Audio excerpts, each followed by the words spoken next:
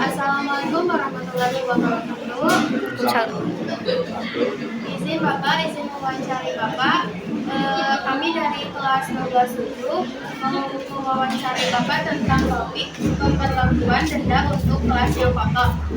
Nah, kami di sini udah menyiapkan beberapa pertanyaan. Bapak nanti tinggal jawab aja. Pertanyaan pertama, menurut Bapak, apa manfaat dari penerapan denda bagi kelas yang kotor? Manfaat dari penerapan denda bagi kelas yang kotor itu banyak. Ini hanya diantaranya satu.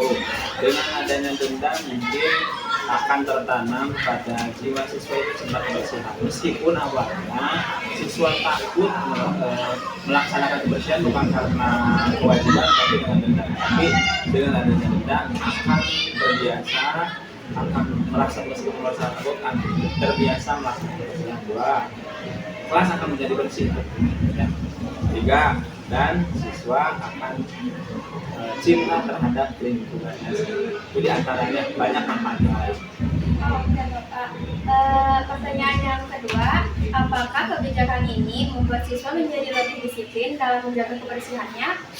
Tentu, ya, tentu. Dengan adanya peraturan ini akan menjadi disiplin bagi siswa. Dengan adanya denda, karena awalnya mereka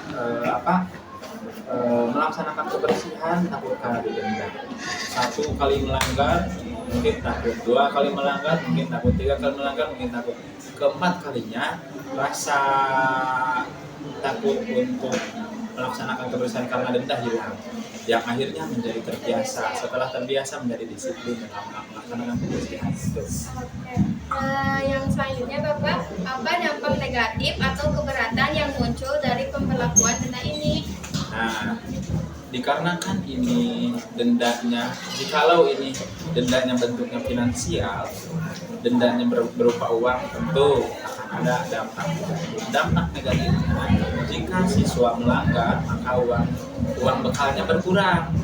Bagaimana kalau melanggar setiap hari? Mungkin setiap hari tidak mendapatkan bekal, bekalnya sangat berkurang. Itu dampak negatifnya. Jadi hanya di antara dampak negatifnya, meskipun dampak positifnya banyak.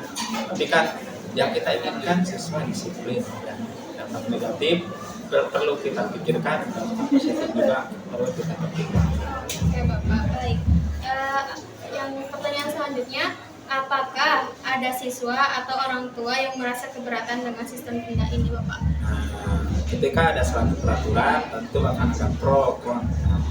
Pro-nya mungkin dengan adanya kebijakan ini siswa kelas akan menjadi bersih, siswa akan menjadi disiplin.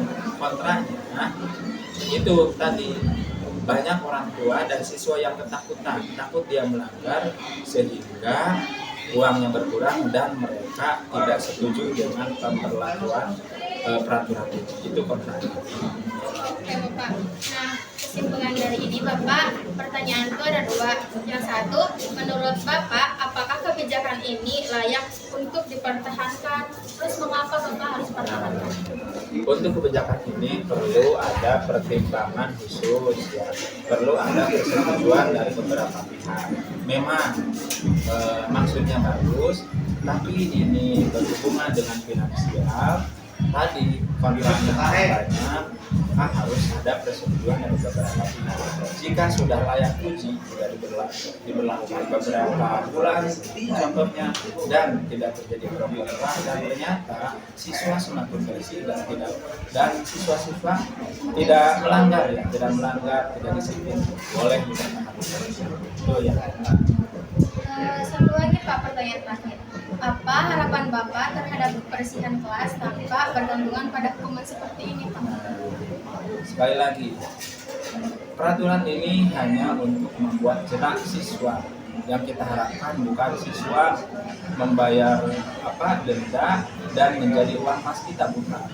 Yang kita harapkan kelas menjadi bersih dan siswa menjadi punya rasa jiwa mencintai terhadap kebersihan, mencintai terhadap lingkungan yang bersih. Terima kasih. Oke Bapak, terima kasih banyak atas waktunya Bapak. Mohon maaf jika